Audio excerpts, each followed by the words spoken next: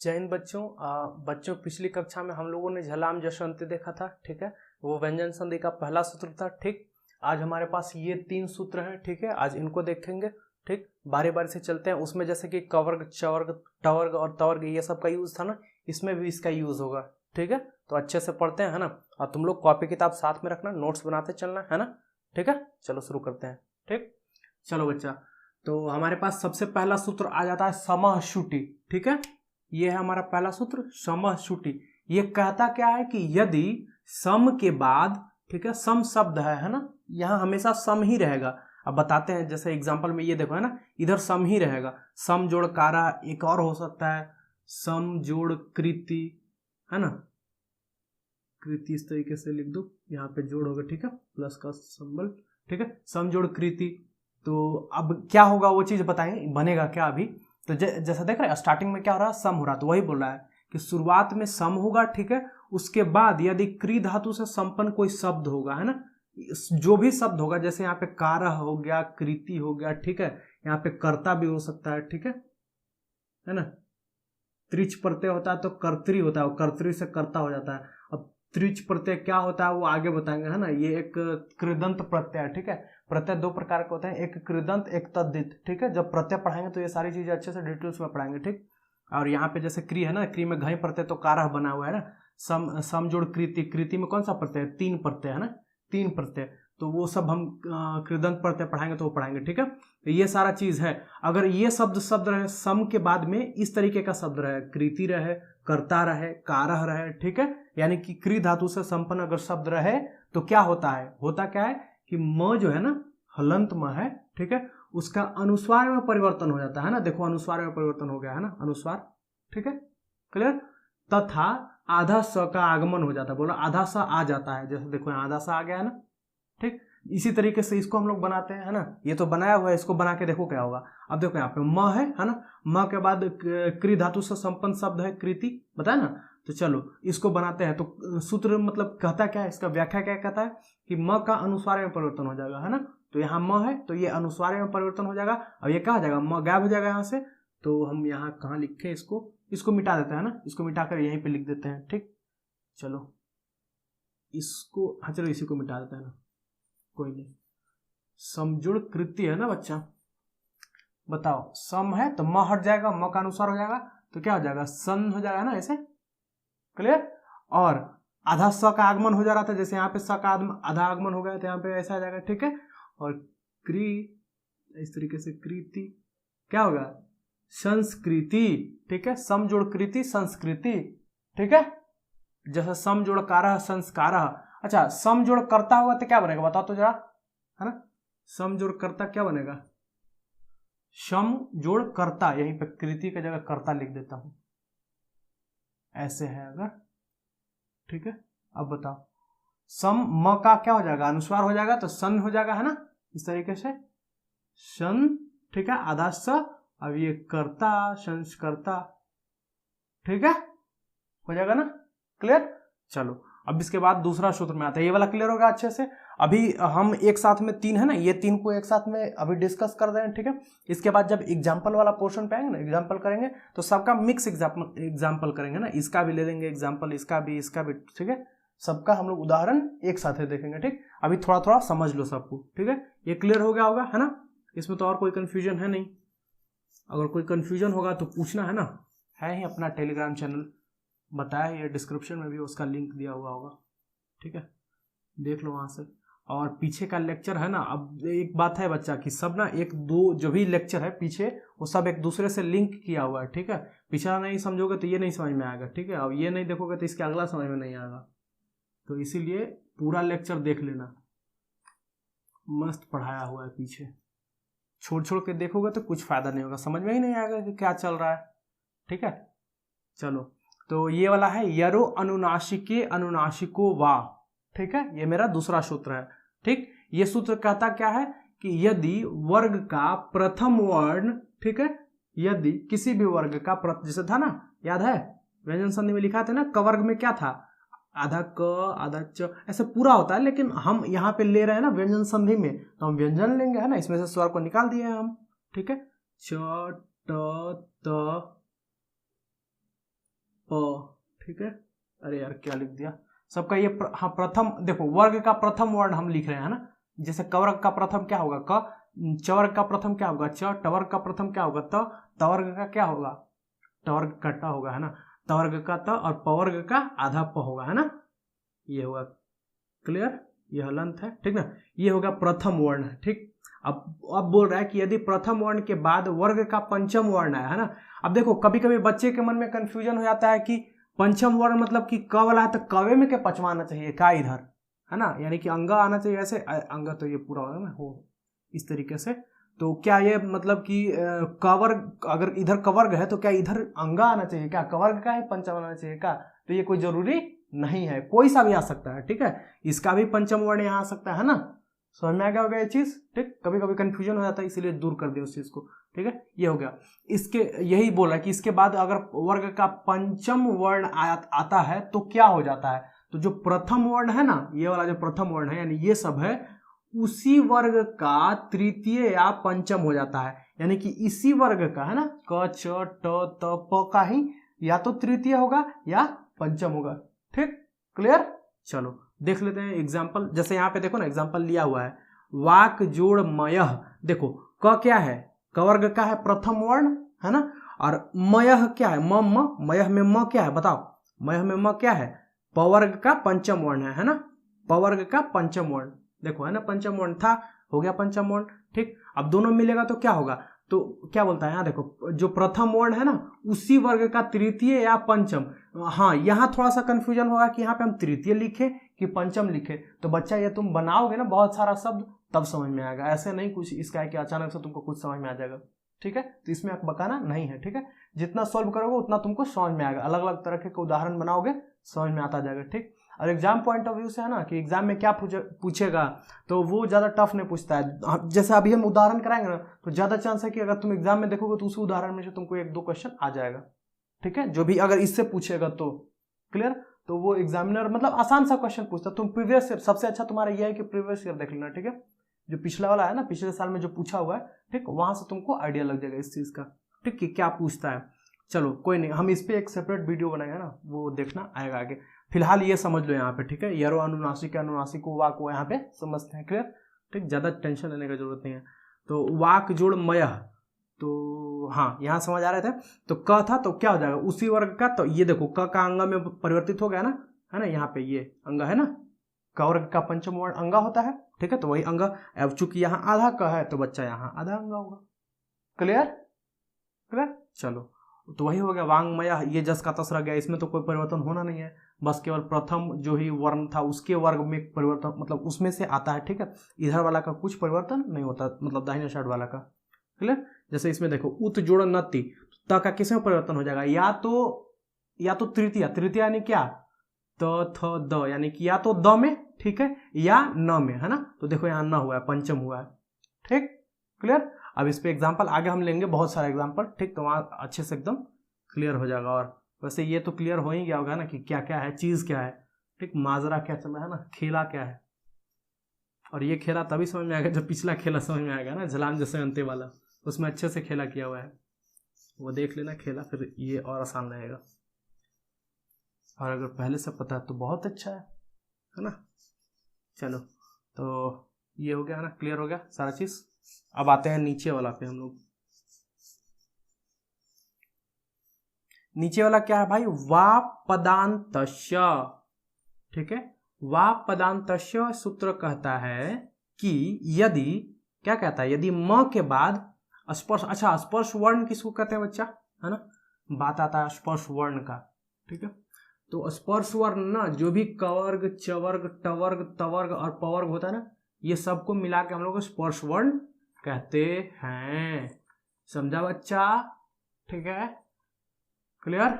वर्ण वाला थोड़ा सा देख लेना, है ना, उसमें मिलेगा तुमको, यानी कि क च त त प, ठीक, ये सब क्या होगा बताओ, क छ ट त प, और क में के ख हो गया, ठीक है, ग हो गया, घ हो गया, अंग हो गया, है ना, च का हो गया छ, ज झ, या ट का हो गया ट ठ ड, है ना, ड, ढ और न, त का थ हो गया यहाँ पे, ठीक है, द, ध और न, व, फ, ब, भ और म।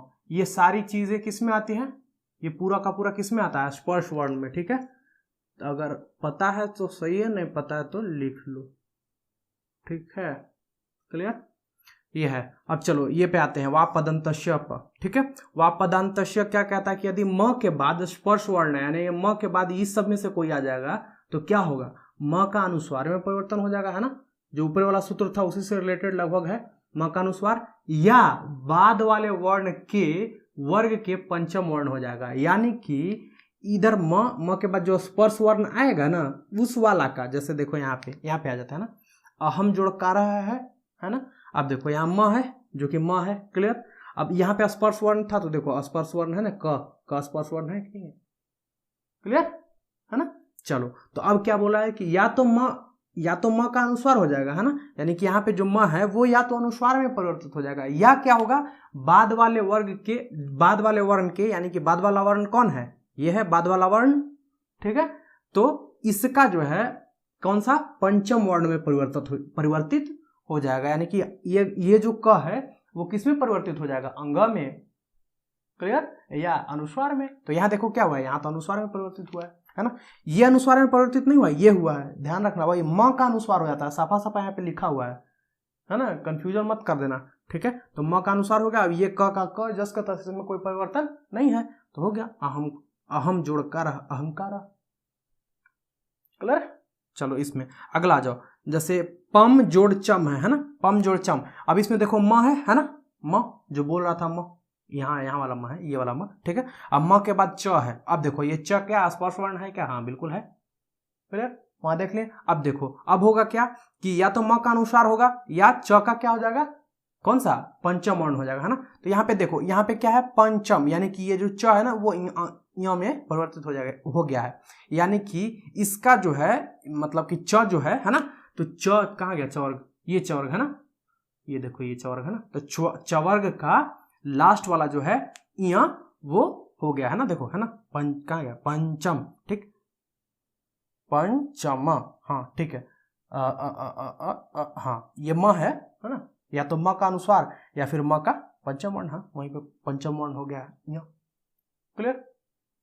इसका पंचम वर्ण होगा, ठीक है, इसके जगह पे, ये ध्यान में रखना, यही थोड़ा सा यहाँ पे समझने वाला है ना। ये जस का तस है, देखो चम जो है जस का तस है, और म हो या तो अनुस्वार में बदलेगा या म के जगह पर इसका पंचम वर्ण आ जाएगा, क्लियर है। जैसे देखो च है ना, तो च का पंचम वर्ण क्या होगा? यहाँ होगा, क्लियर। तो भाई यहाँ हो गया है। और ये जस ये वाला पोर्शन जस के तस रहेगा, इसमें कोई परिवर्तन नहीं तो पता चला कि च को हटा के इसकी जगह यहाँ कर देना, गलत हो जाएगा। सो हमें ये चीज यहाँ पे समझाना था, ठीक। चलो इसके बाद फिर ऐसे देखो ना, सबसे मस्त एग्जाम्पल तो यहाँ पे है तुम्हारा व्यंजन संधि का। इसमें भी देखो ऐसे होगा क्या? देखो तो जरा, व्यम जोड़ जन, देखो तो होगा क्या? कुछ बन रहा है, व्यम जोड़ जन। और यदि हम म को हटा दे, है ना, म को हटा दे और इसके जगह यहाँ है ना, ये ज है, तो ज का पंचम वर्ण क्या हो जाएगा? यहाँ। और ज स्पर्श वर्ण है ना, कहाँ गया? स्पर्श वर्ण है ना, ये ज स्पर्श वर्ण है। चलो तो म का यहाँ में करो तो क्या हो जाएगा? व्यंजन हो गया ना। देख रहे हो, सबसे मस्त एग्जांपल तो तुम्हारे पास यहाँ बैठा, ठीक है क्लियर, समझ में है।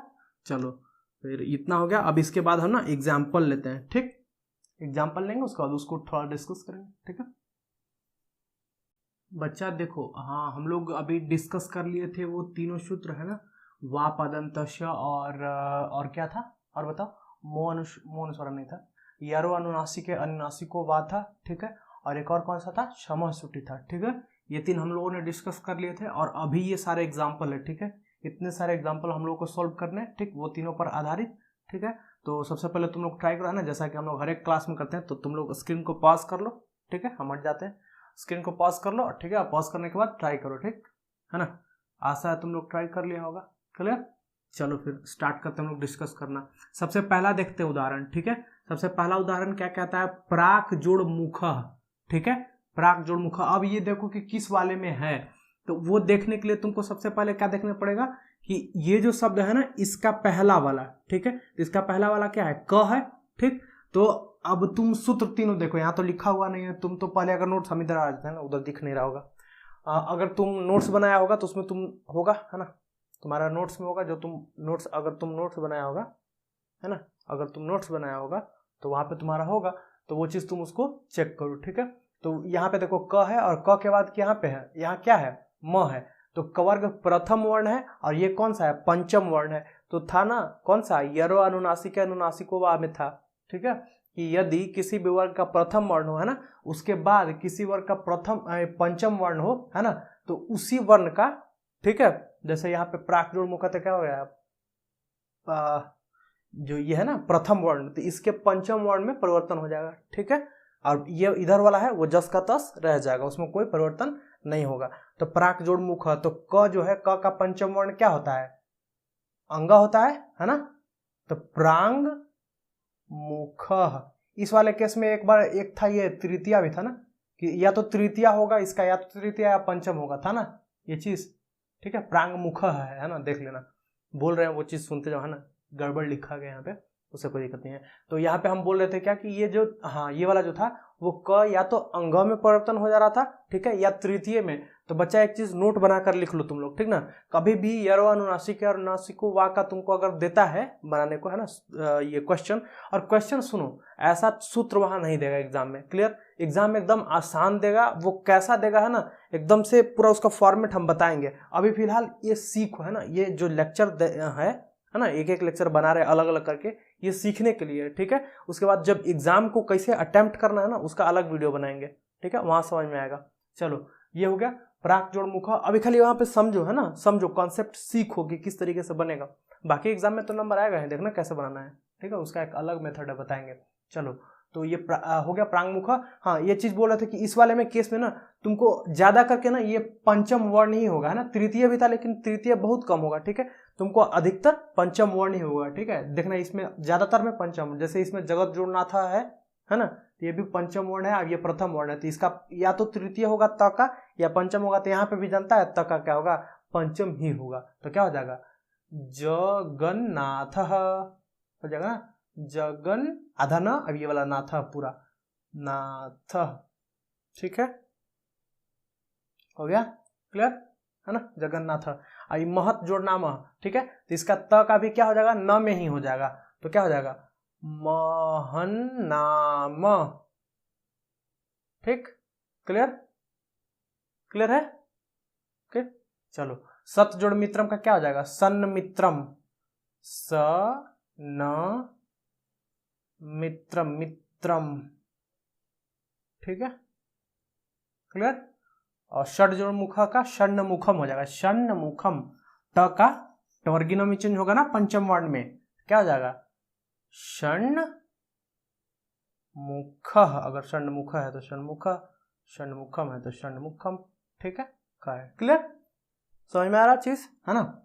तत् जोड़ मात्रम क्या हो जाएगा, त का न में परिवर्तन हो जाएगा, न, ठीक है, ये मात्रम, तन्मात्रम, क्लियर। चलो, उत जोड़ मुख क्या हो जाएगा, बोलो, त का न में, है ना, तो उन मुख, क्लियर, खा है ना, ख हो जाएगा, उन्नमुख, उन्नमुख, ठीक है। हम बोलते जा रहे हैं, कभी कभी ऐसा होता है कि हम बोलते कुछ है, लिखा कुछ और जाता है ना गलती, तो उस चीज को अगर गलती लिखाता है तो वो समझ लेना, है ना, जो बोल रहे हैं वो सही है, क्लियर। कभी कभी गलती लिखा जाता है हमसे, तो उस चीज को माइंड नहीं करना। उन्मुख है तो समझ में आ गया, ठीक है। अब चलो, उत जोड़ दामह क्या हो जाएगा, बताओ।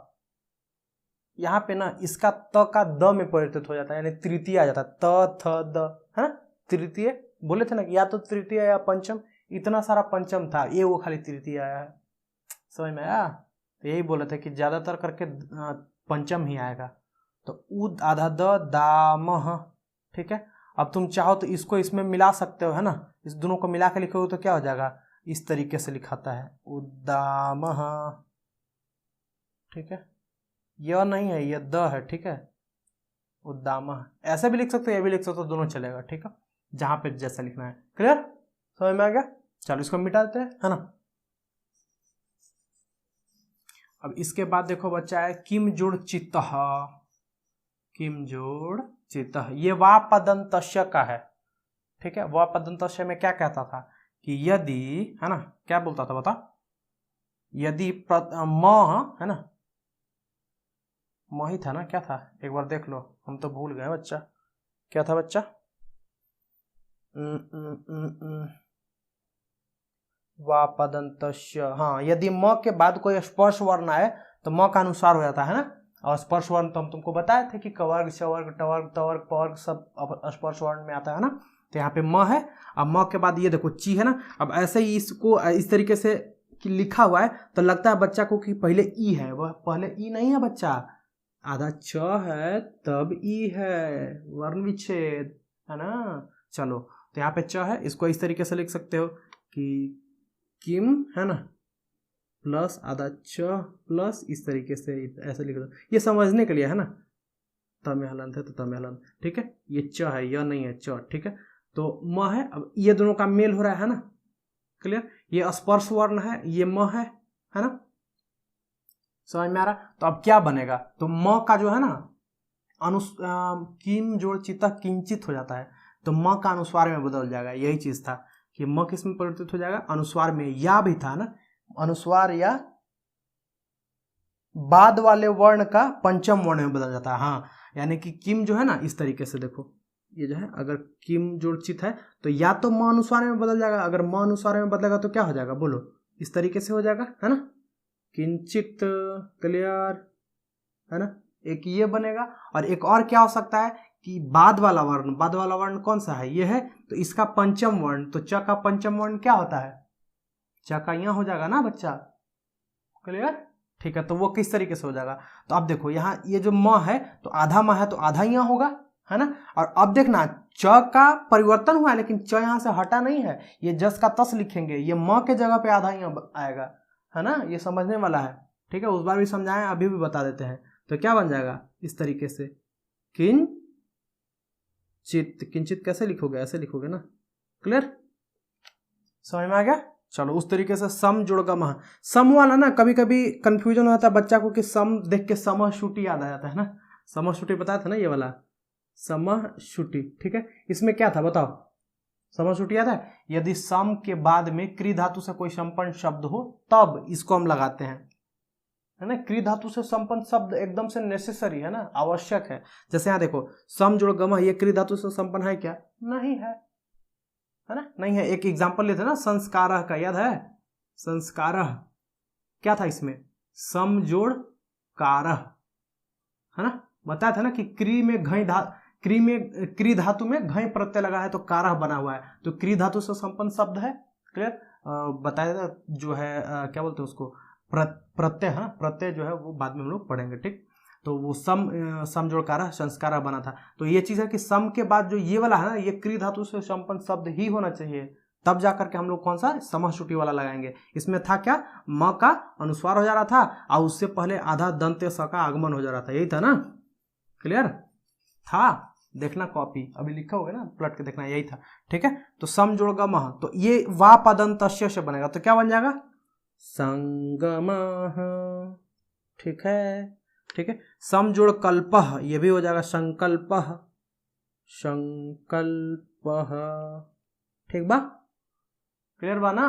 चलो यहाँ आ जा, एकरा का होई बोला, सम जोड़ ख्या, म का अनुस्वार तो संख्या होई ना, आधा ऐसे बाहो, गलती लिख देनी ना, संख्या ऐसे होई ना, ठीक।